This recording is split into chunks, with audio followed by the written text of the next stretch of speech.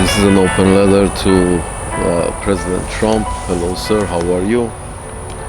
Hope everything is fine and you're doing well. Salute.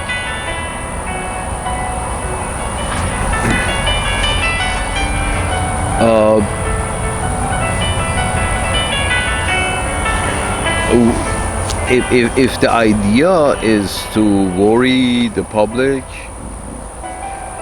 about what they say, what they think, where they go.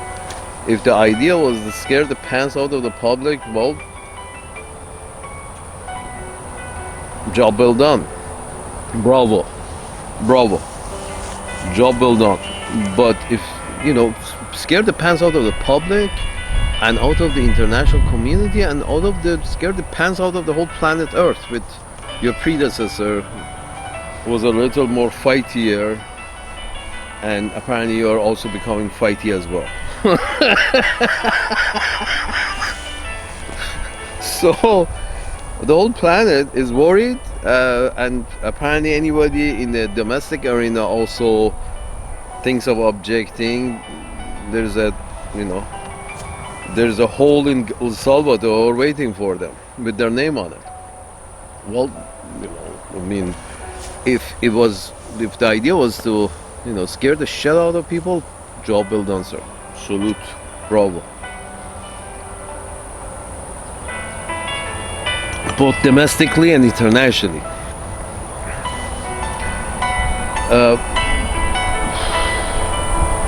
But if that was not the objective, if you're running an empire, why would you always want to fight the natives and continuously trying to teach the natives lessons around the world?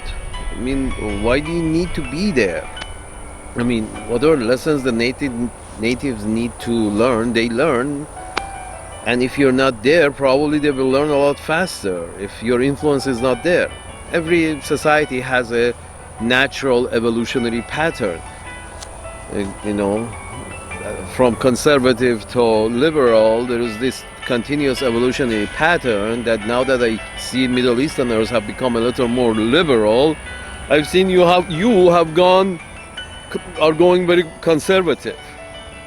So this is an evolutionary pattern, and probably the right way is somewhere in the middle, not very conservative, not very liberal,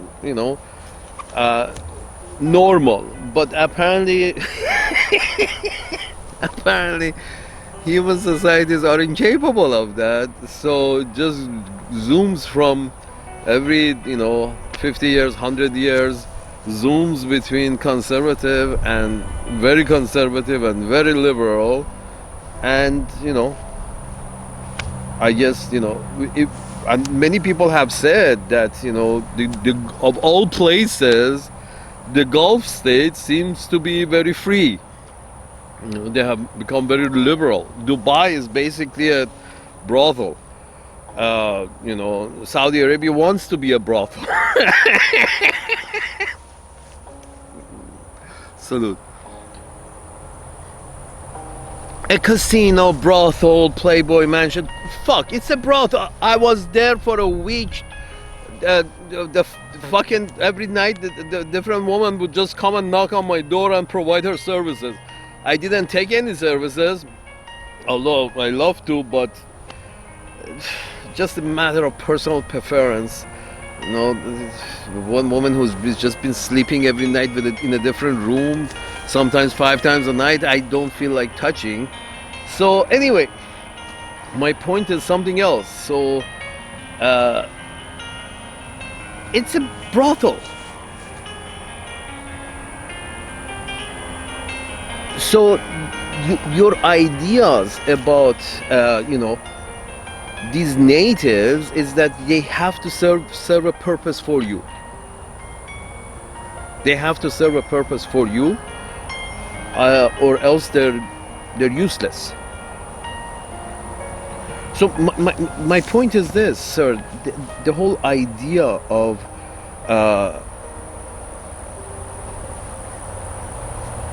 we're going to banish anybody we don't agree with. Internationally, we are going to drone them because we have something like a constitution, something we like to call constitution, and based on that we can't drone our own people. So but our constitution doesn't say anything about the fucking Palestinians or the Iraqis or the Syrians or the Libyans.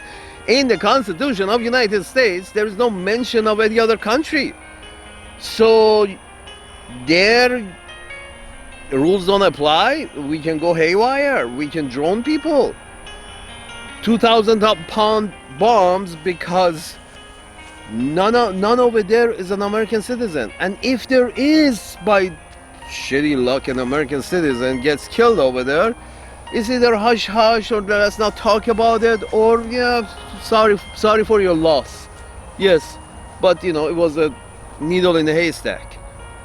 We are burning the haystack. Sometimes the needle gets fucked up too, but the needle shouldn't have been in the haystack. This is how you're distinguishing who has rights and who hasn't. Those who are somehow a citizen of this specific geographic area, they have rights because their constitution says they have rights. Others, sorry, our constitution said they didn't say anything about you, so we're going to zap you with our drones until you move exactly the way we want you to move. It's like doing cowboying from a very sophisticated ships by droning, zapping people who don't have that technology. That's literally this is what you're doing. Sort of like we have the technology, we send pilotless drones up your ass, and we're going to zap wherever we want. And you're saying that, and why? Because in our constitution there's no mention of Libya, so we do what we want in Libya.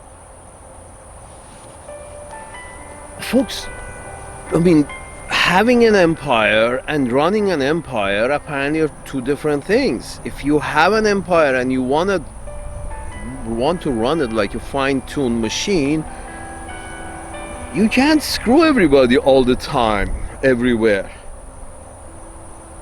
You need to treat the empire with kid glove. So everybody wants to join your empire instead of trying to fight to stay away from your empire. And the difference is that would Wall Street accept 10% of growth a year or 2% growth a year, or Wall Street wants 20% growth a year? If Wall Street wants 20% growth a year, we have to start invading two countries at a time. Right now it's like you have two wars going at the same time, one in West Asia and one in Eastern Europe,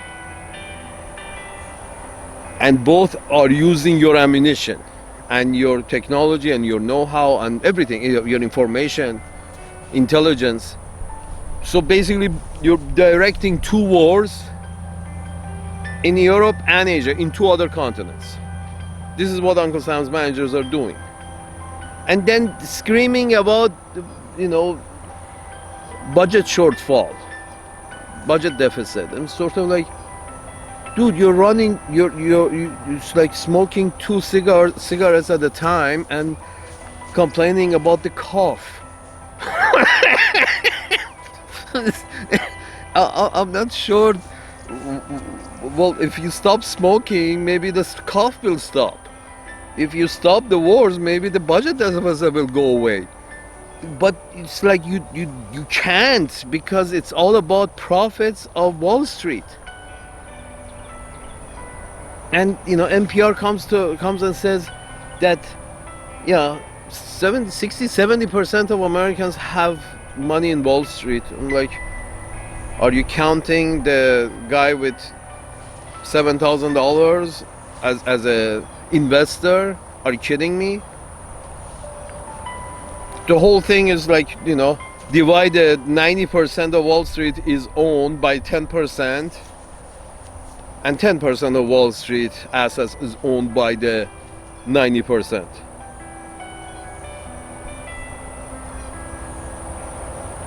They all have a sliver So anything good happens with regards to natural resources in Ukraine or in West Asia, in Eastern Europe or in West Asia, that would be Israel. It all goes to Wall Street. Any money to be lent, any profits to be made, it all goes to Wall Street. So basically, Wall Street is for war all the time, and Wall Street has been getting its way continuously. At what expense? It's at the expense of reputation. Now becomes at the expense of freedom. First, it was freedom. Everybody was apparently in NPR. Everybody was okay with it. The conservatives are always okay with it, but the NPR people were also okay with Guantanamo Bay. It's sort of like, it's them foreigners. We love them, but they're very crazy. This is NPR attitude. It's them foreigners, we love them, but they're very crazy. Some of them are very crazy, so Guantanamo Bay would be okay. Should be considered. This was the attitude of the progressives. Forget about the conservatives. Conservatives says, we don't need a trial, why don't we just hang him? The progressives have put them in an island and throw away the key. I think mostly not so much for the brutality of it, just for the show of force, and never mind that they never try to hide how much brutality and force is being used in Guantanamo Bay. They never try to hide it. Very much bragged about it, that this is our God-given right to treat these people like shit, because they attacked us. But then the brutality was first, and most of the time the sentencing never came. It's usually the brutality, the punishment happens after the case is proven. And even though, then we reached the conclusion that, okay, some of them were very guilty. You're just right. Some of them are very guilty in guilty in Guantanamo Bay. But then not forget about Fox News, but not even NPR would ever consider that, having daily objections to the idea that just because they are not citizens of this geographic area, therefore they lose our right to be first convicted, then punished. Not punished, then convicted, which the conviction never came. I don't know any judgment passed against any of those cocksuckers. So maybe one or two.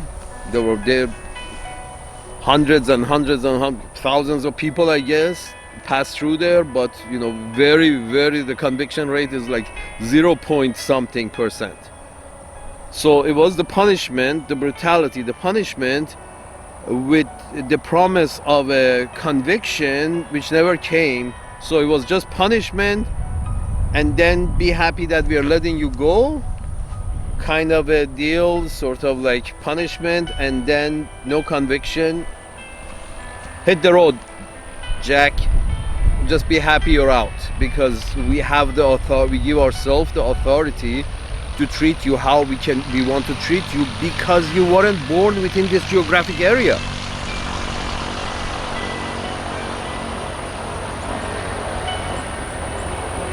I'm sorry, was he born human? Was he? Yes, he wasn't born in this geographic area, but was he born human? I mean, love the Constitution, but because the Constitution is not the book of life, if somebody is not mentioned in your Constitution, that doesn't mean they don't exist. That doesn't mean they're not human. That doesn't mean they don't have rights.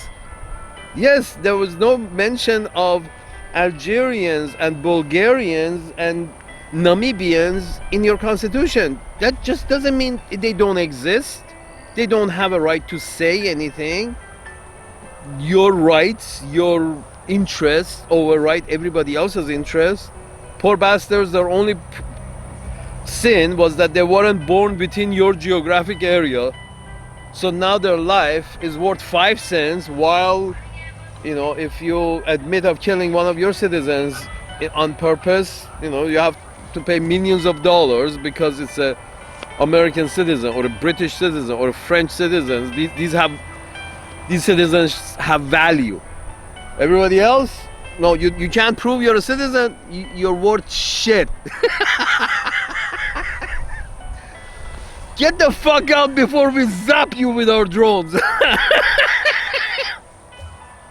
Salute. That's the thing with Palestinians. I mean, if an accident happens because of some carelessness, an American citizen can go to court and bleed some corporation for a fault that they did that caused that person some injury. Well, because that's a citizen and that is worth something. But if you go test your drugs on them because they're not your citizens, at the most you're gonna donate a couple $1,000s to them, and they're also happy that that money goes a long way. So my point is this, that and then anybody who objects, we're going to banish them. Sir, President Trump, with all due respect, sir, this banishing is sort of like the idea of democracy, the idea of, forget about democracy, the idea of modern governance is that we converse, we come to a conclusion that is acceptable for both sides, we shake hands, we walk away. That solution that is acceptable for both sides is by sitting at the same table and negotiating. What happened recently was basically every time the Arabs, the brown natives of that land that you're trying to conquer apparently, every time they send a negotiator to the table, Israel literally put a bullet into their head. That's not called a negotiation. Israel obviously doesn't want to negotiate with the natives. Shot next. This is, what kind of negotiation is that? That's the kind of negotiation where one side doesn't want to negotiate. Get out, you Arabs, get out of this land, because your life, it was not mentioned in US Constitution or in Talmud or in Torah or whatever these folks read. Because your life was not mentioned as of value in this really our important literature. In our important literature, the founding fathers of Uncle Sam's land, they didn't mention anything about the Jordanians and the Egyptians, and I don't think they meant that these folks didn't exist and their citizens have no value. I don't think the absence of mentioning to you that the citizens of these other countries also have value, it didn't reach their mind that the United States would ever be so powerful that have the power of life and death over the citizens of other countries. The founding fathers of the United States did not envision an empire. They were just getting out of one fucking empire. They didn't envision an empire. That's why they didn't mention any rights for the Algerians and the Nicaraguans and the Hondurans and the El Salvadorans. And the El Salvadoran guy, as an example, this is my problem with the NPR. You didn't object enough to Guantanamo. Now you have El Salvador. And pretty soon you're going to have an Oklahoma for political prisoners, for these people who we disagree with, but not even El Salvador would take them. or El Salvador will take everything. They just mash them together, and whatever comes alive comes alive. Whatever doesn't come alive, too bad. You know, when you mash men together, at the way these guys are meshing men, 5 bunk beds in a very small cage-like environment, these people are going to, you know, start killing each other. This is obvious. It's sort of like Jeffrey Epstein kind of a deal. Oh, why don't you folks kill each other? So, but then, you know, whoever they don't like a lamb, they send to the lions, and of course they're going to get killed. And it's El Salvador apparently because, you know, their citizens don't have as much value as our citizens. And this is the thing, Mr. Trump. Here's the thing, Mr. Trump, with all due respect.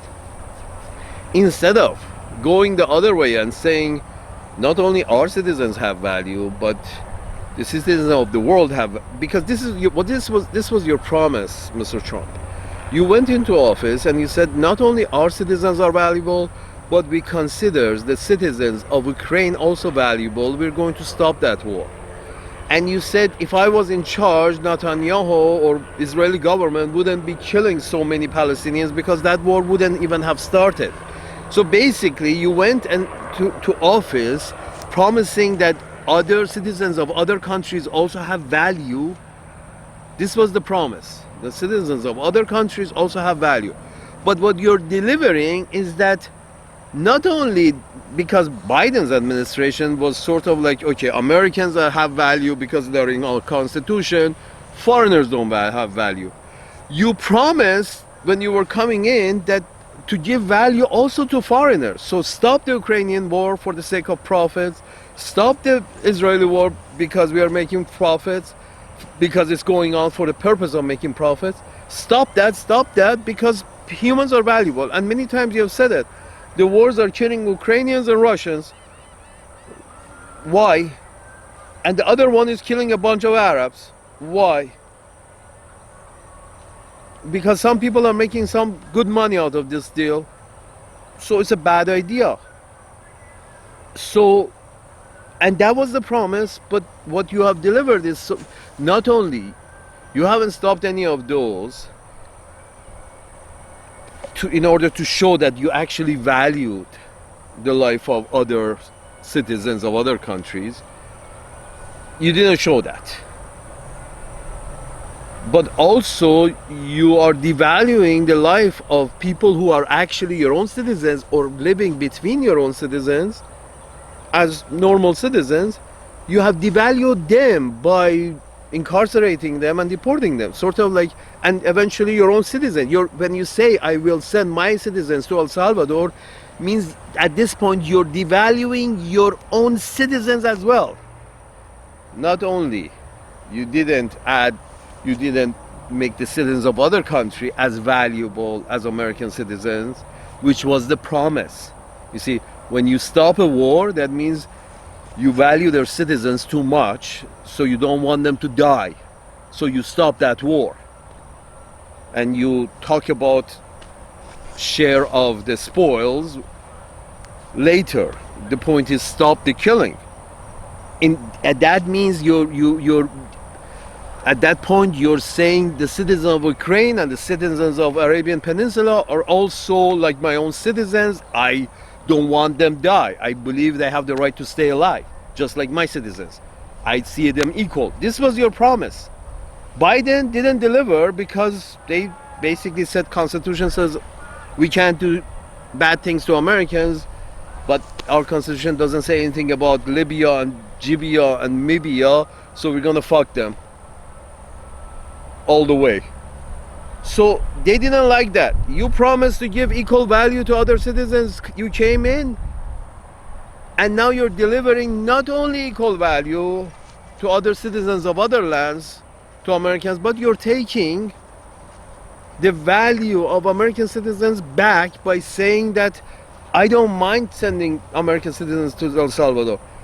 You should be insulted if somebody says, why don't you send American citizens to El Salvador? Because at least you got to consider your citizens as valuable. Not only you don't find the Arabs as valuable, now you're saying my citizens are not valuable. I send them to El Salvador. I'm sorry, the other solution is rehabilitate them and bring them back to society. The Norwegians are doing, the Swedish are doing, the Finnish are doing. Go see what they're doing. You can copy it. Rehabilitation, it exists. You don't even educate them in school. You got a 6th grade education level with the sixth grade intellect coming out of your schools. When Ray Dalio says 60% of the population have a 6th grade reading level, and he knows it because his wife was in education, working in educational system. So you don't value your children enough to give them a really good education. Then they make a lot of bad choices. Then you really throw the book at them, punish them for their bad choices. Did you teach them any better? You're the government, you're the tribe. Here's the thing, Mr. Trump. Think of your nation as a tribe, and think of other nations as neighboring tribes. Your tribe is your responsibility, period. You can't send your prisoners to El Salvador. Yes, the French tried that, the British tried that. That's where French Guyana and the British Guyana come from. These are two small, there were prison colonies in South America. Prison colonies. Please watch the movie Papillon. It's a very educational movie. Old and educational. That's the way the French near the end of their empire, or somewhere in the middle of their empire, who knows. They started with the idea that if we send the people that we don't like, we banish them, and most of them end up being political prisoners. Basically, the political voices that the French system didn't like started banishing them to French Guyana. Yes, they have tried it. But, what's the point? You find solution by conversation, not by banishment. The banishment doesn't do anybody any good, because you still haven't found any solution. And, banishing is basically another word for war. A person cannot defend himself from a state, so a person gets banished. But then when a state wants to banish another state, then there would be war. You have started strong with the banishing ideas. So I'm going to banish whoever I don't like. Well, you can do that, sir, but problems are not solved, because solutions don't come from not talking, unless you're planning on eliminating everybody on Earth. If you're planning on eliminating everybody on Earth, then that would be an option. But we're hoping that you're not planning that. So if you're not planning that, the mindset of banishing is wrong, because you're just pushing away the problem instead of solving it. You're pushing away this idea. Israel is a never-ending war, because every administration has rather pushed away the problem than solve it. Israel has one solution: desegregation of natives and Europeans. If they agree to desegregate, as they did in America, in Uncle Sam's land, if they desegregate, and if they want to stay there, stay. But desegregation is the solution. You noticed South Africa problems went away. The daily problems that the governance of South Africa had with the people went away when they became desegregated. Now people hold some grudges against white Europeans who have the hold of their best lands. The people have some grudges because the natives, the blacks, have got don't have access to their good lands because the whites, own them from way back when that they colonized it. So basically the black man in Africa is eating shit, and the good lands are owned by white people that are still hanging on in South Africa.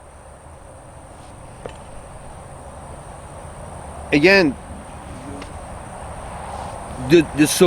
forget about the solution. This is the solution: desegregation of Israel between the races and religions and everything. Desegregate, basically a secular government,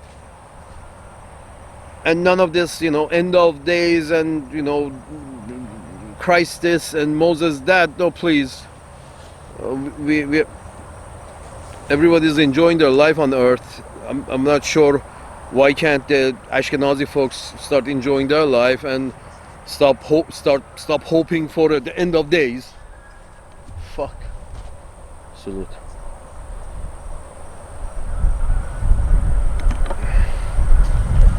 And I'm not sure what this Moses coming or Jesus coming or whoever is supposed to come. I'm not sure why it's supposed to come into a segregated society. Why can't that Jesus, Moses, whoever is supposed to come to a desegregated society? It specifically has to be segregated by force in order for Jesus to come. I'm sorry, I don't want Jesus to come. I'm sorry. My Christian friends who are also looking forward to coming of Jesus, if this is the price of coming of Jesus, I don't want him to come. They're mowing people down. My point is this, Mr. President Trump. You really can't. You really can't say this. You really can't do this. In terms of your own, this is not in my eyes. You have power over my life, sir. But in your own eyes, in 10 years, 20 years down the road, in your own eyes, you would not be very proud. You see, George W. Bush is not very proud of himself, should not be very proud of himself, and neither any of his compadres who started new bullshit in West Asia. I have a feeling George W. Bush can't stand the sight of himself because he knows it was a blunder. Even he knows now. The cause, the reaction, the whole thing was, a bit of a blunder now that all the information is out. And I'm telling you, sir, with all due respect, if instead of going the way that you advertise yourself as, giving value to the Ukrainians, so stopping their killing, and giving value to the Arabs and stop their killing, that meant that you believed in the idea that not only my citizens have value, but the citizens of the world have value. So I'm going to stop their killing. What you're exhibiting is not only you said they don't have value, fuck them, but you're also saying, okay, from my citizens are also, many of them don't have that much value either, so I'm okay with sending them to El Salvador.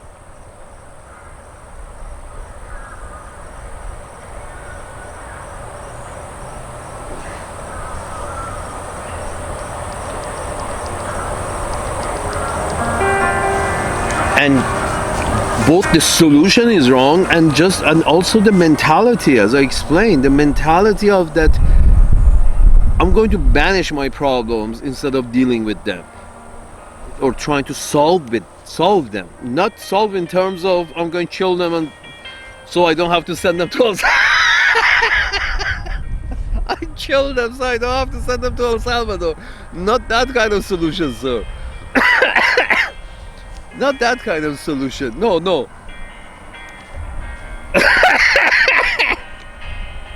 Salute. Not that kind of solution. The solution of I'm going to see there's a lot of bloodshed. Why is this bloodshed? And once you figure out that, oh, this bloodshed is because European settlers want to have a segregated society from the natives. They don't want to mix with the native. And then the solution becomes that's when you converse with people instead of banishing them, the people in the Palestinian side say that we didn't mind the Europeans living between us, but then they mind we who are natives living between them. They mind that. Well, this is called Arabian Peninsula, and my European friends, you have landed on a place called Arabian Peninsula. Well, I guess you decided you want to live between Arabs. You have, Mr. Netanyahu and everybody else, Ashkenazi folks from Europe, white people, you have landed on Arabian Peninsula. Obviously, you have accepted to live between Arabs. Then what's the problem? Their numbers are more higher. If you desegregate, their numbers are going to overwhelm you. Well, because it's called Arabian Peninsula. Of course it's going to overwhelm you. If you don't want to be a minority on Arabian Peninsula, then you leave Arabian Peninsula. I didn't want to be a minority in the shithole I was born in, so I moved to a place that is a little more friendly to minorities. That's a personal choice. Some people decided that they're okay with the unfriendliness. They keep to their own and put up with the unfriendliness because they like the environment. I didn't like the environment either. So the idea is that you converse, sit down and talk, and come up with a solution that both sides are happy with. And solution that both sides are happy with, and both sides have to be very logical. If you, as United States of America, if you have desegregated because you realize that segregation is a useless attempt because it's very expensive and it's very troublesome and brings a lot of conflict, so you say, hey, you know what, this segregation business is not worth it because it's creating a lot of conflict, so we're going to desegregate. Logical decision. Unless you were willing to give the black people their own land. Not in Africa, Liberia, but in the United States. You weren't willing to give the black people their own state or states, so you said, okay, desegregate. Because eventually would have ended up with that if you continued this desegregation, this segregation. Eventually black people would have formed a lot of Tulsa, of the Tulsa massacre fame. They would have created a lot of Tulsas with a lot of protection, and then after a while they would have wanted to declare independence, and you didn't want none of that. So basically it said desegregate before any of you motherfuckers decide you also want to be independent.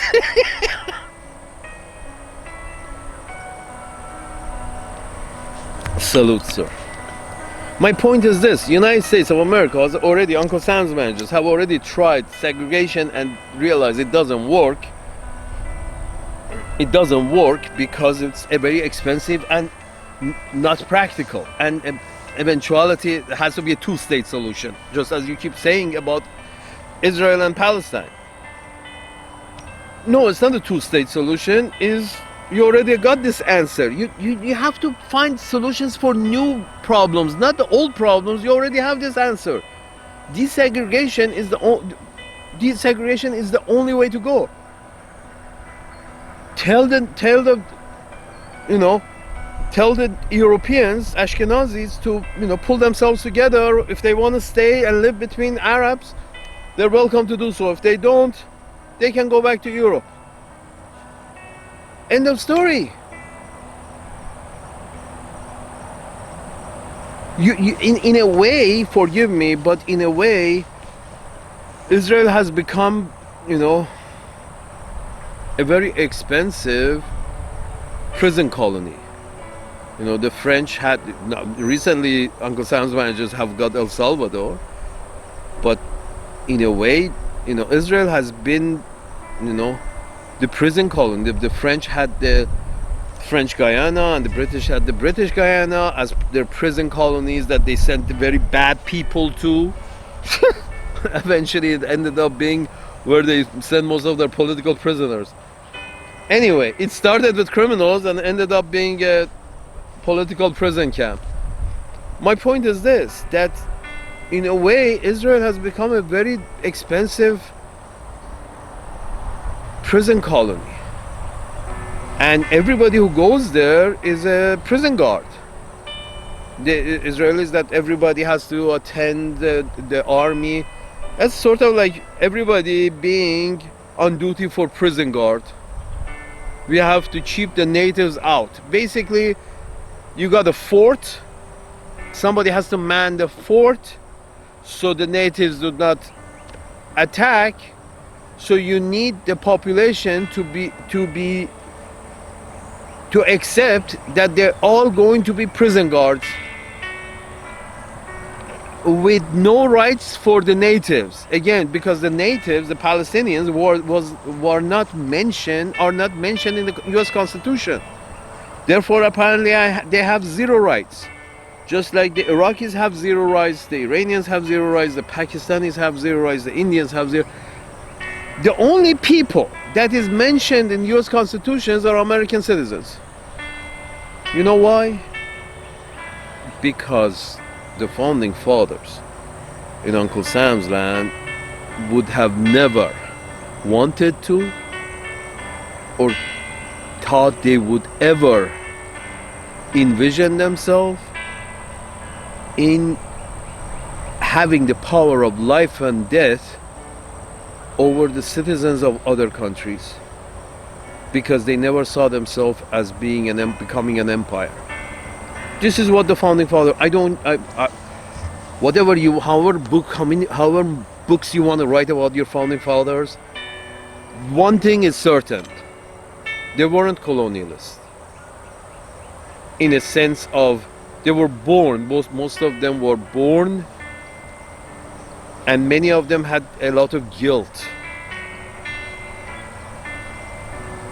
on them. So this breaking away from the British, because a lot of them have seen the result of the way, the Europeans were treating their own peasants. They didn't want to become a colonizing nation, become an empire. They knew they were colonies. The Americans, the 13th state, knew they were colonies, but they never saw themselves as being an empire. That constitution was written for a country, not an empire. You're running an empire. Do you want to write another constitution for the empire? So in that constitution, you have to give some equal rights to the citizens of all the countries within your empire. But you're not doing that. You have a country, but you're running an empire based on a constitution that was written for a country. A country has a different rules than an empire. An empire has to consider some kind of rights for the citizens of other countries, equal rights, because it's empire. If you want to keep your empire for a very long time, this is how you have to behave. Give rights to all citizens of the whole empire. First of all, the right to life. If Goldman Sachs cannot reach a deal with the Russian Goldman Sachs, the New York Goldman Sachs cannot reach a deal with the Russian Goldman Sachs, we got to go fight it out? Are you kidding me? No, the civilians out of the way, the military of people out of the way. These two corporations have to come to some kind of agreement. End of story. We're going to kill people because corporations don't have an agreement.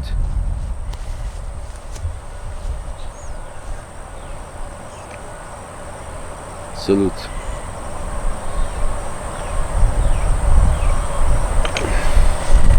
Sir, the solution, sir, President Trump, with all due respect, sir, the solution is exactly the opposite of where you're going. Exactly, your message as a candidate was, I am going to give the same value to the citizens of other countries as I do my own citizens. That means I'm not going to supply, invest, or fund any wars anywhere, because the life of those people is also important to me. This was your message. But now not only you haven't stopped those, but you're threatening your own citizens, to threatening them that you may devalue them and, you know, give them less value than the citizens, so send them to El Salvador. They don't deserve the rights that we give our citizens.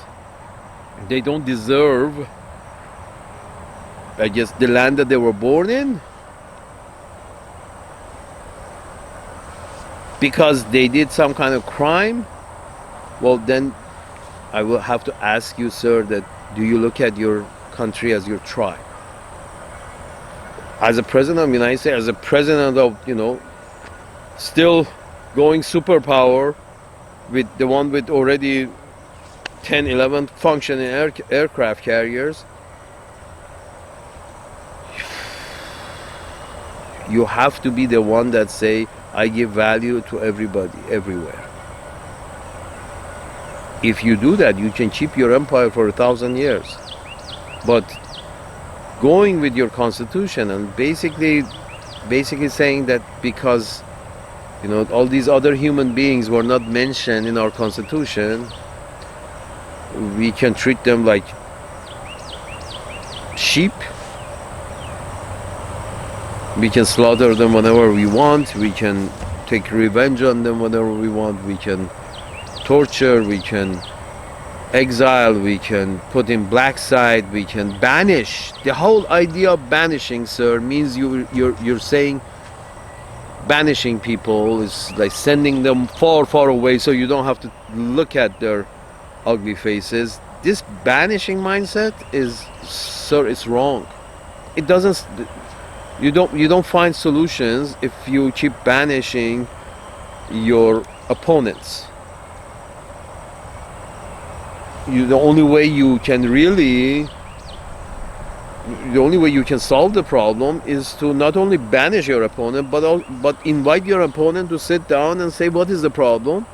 And then he will tell you that the problem is you're not giving Palestinian people as much value as you give American citizens, because this value and your only justification for that is that Palestinians were not mentioned in the US Constitution, so they don't have no rights. This is just, to the Sane Society, this is not good.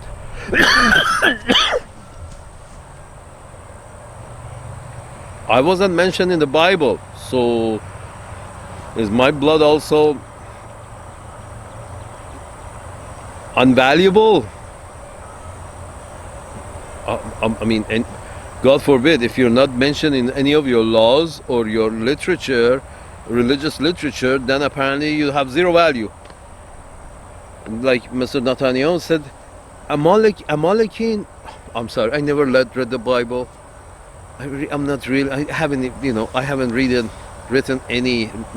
I have read very few religious texture, and just a few was enough for me to, give up totally, because it was just a bunch of.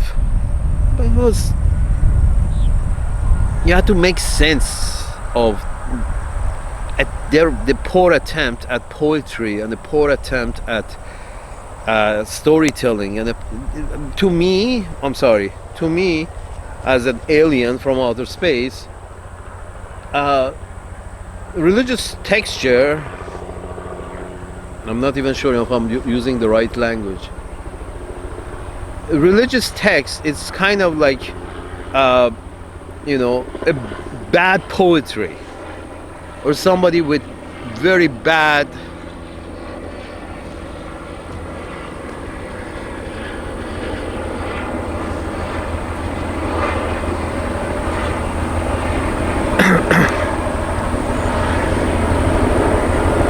it's circling.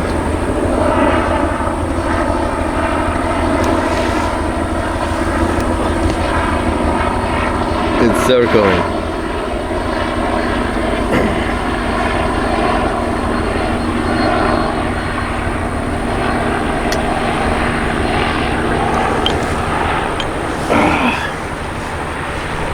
Anyway, salute.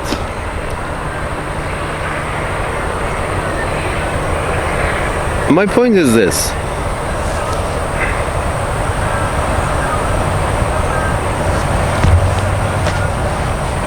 My point is this, sir.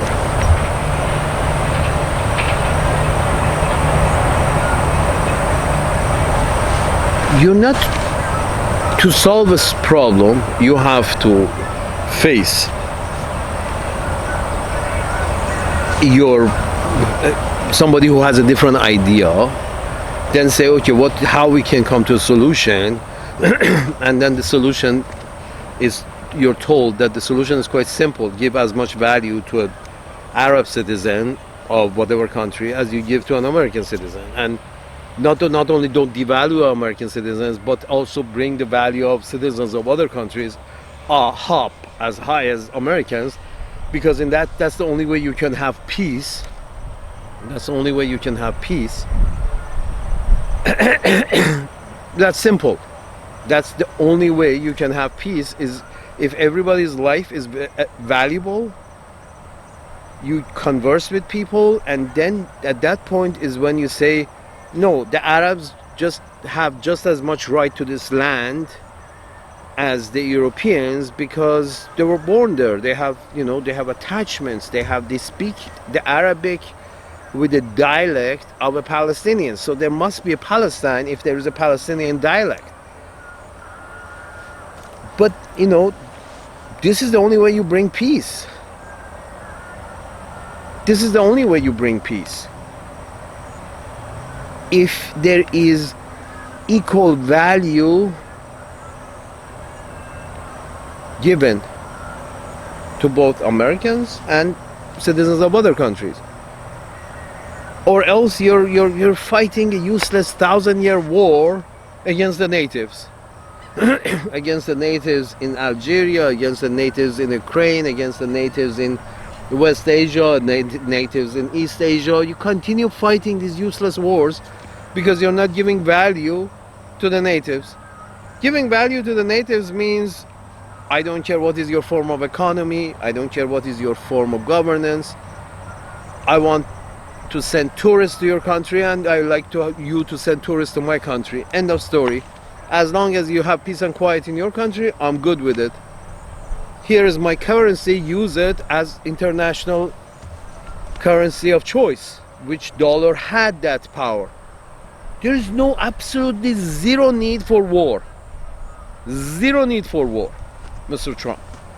Zero need for war if you give equal value to everybody. You don't want to give them equal money. No, I'm not talking about communism. Equal value in terms of human rights, which is, I'm sure, if the founding fathers of United States, envisioned having an empire, I'm sure they would have mentioned in the U.S. Constitution some rights for the Algerians, and some rights for the Nigerians, and some rights for the Indians, and some rights. Believe me, if they knew, if they could envision United States as an empire, believe me, they were smart enough to think ahead and start not only saying, okay, American citizens have these rights. They probably would mention other citizens of other countries and say, yeah, Algerians also have these rights. It's just that they didn't think they're going to have an empire. It wasn't a plan. It's still not, anyway. But here's the thing. I'm not against empires. Empires are very good.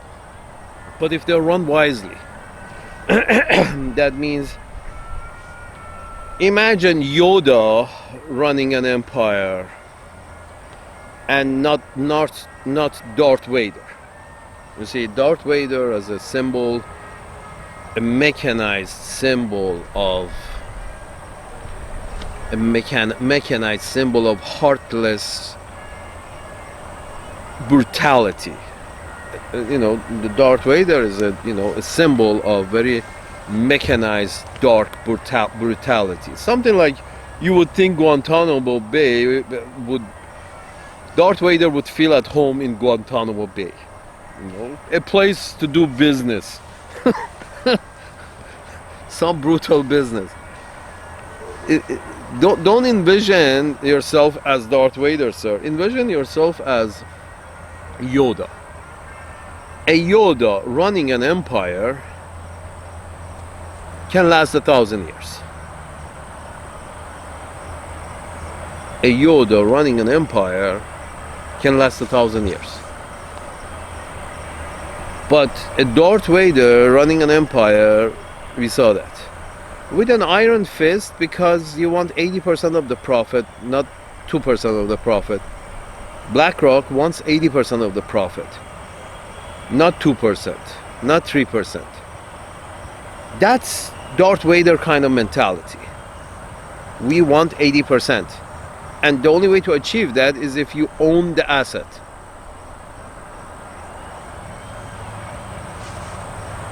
That kind of empire doesn't last long because it's based on brutal force. However, Yoda can also run an empire, and can last 1,000 years, because Yoda understands to treat an empire with kid glove. Expect no more than 1 to 2%, and if you treat the empire with kid glove, you no longer have to go to war in it so often. In other words, if your corporations are okay with 2% growth a year, then there wouldn't be any need to go to war for them. You see, Yoda would understand that 2% profits a year for my corporations is more than enough. There's no reason to go to war to make our 2% 5%, and then the next war makes our 5% 10%. You never stop. Israel is a never-ending war. As long as you supply weapons, Israel will conquer land for you. End of story. And anybody who goes and lives there has basically agreed to life as a prison guard and slash soldier slash cowboy slash pioneer. I mean, you can do that, full support, okay, fine, you can do that. But why? I mean, peace on earth, it would be possible if your corporations agree with 1% growth a year. You will have peace on earth.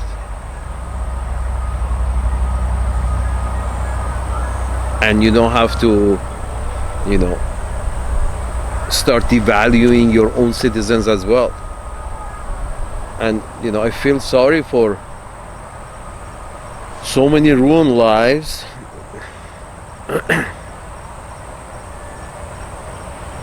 There was a black guy around where I live, a tall, thin black guy that apparently he walks around the town, I guess 16 hours a day, because wherever you see him, he's just in a very slow rhythm. He's walking in a very not very tidy manner. And I've seen this gentleman for like 5-6 years now. Never seen anything bad from him. Just he keeps walking aimlessly, just walking. And just recently a second gentleman.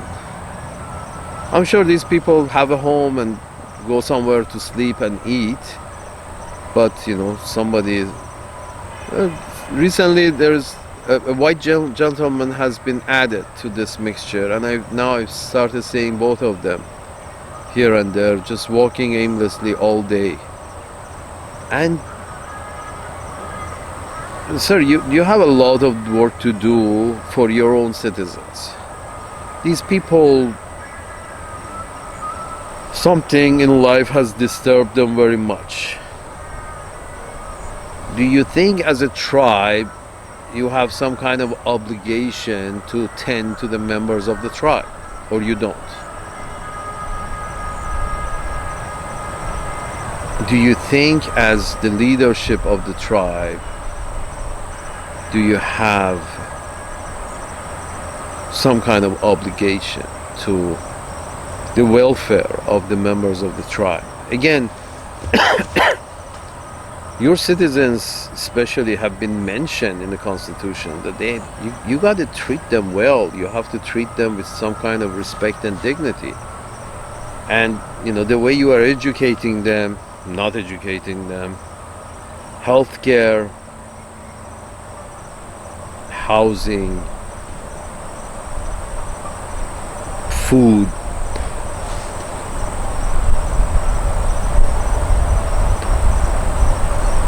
but you're ready any day of the week for a new frontier to fight off other corporations for more profits in distant lands.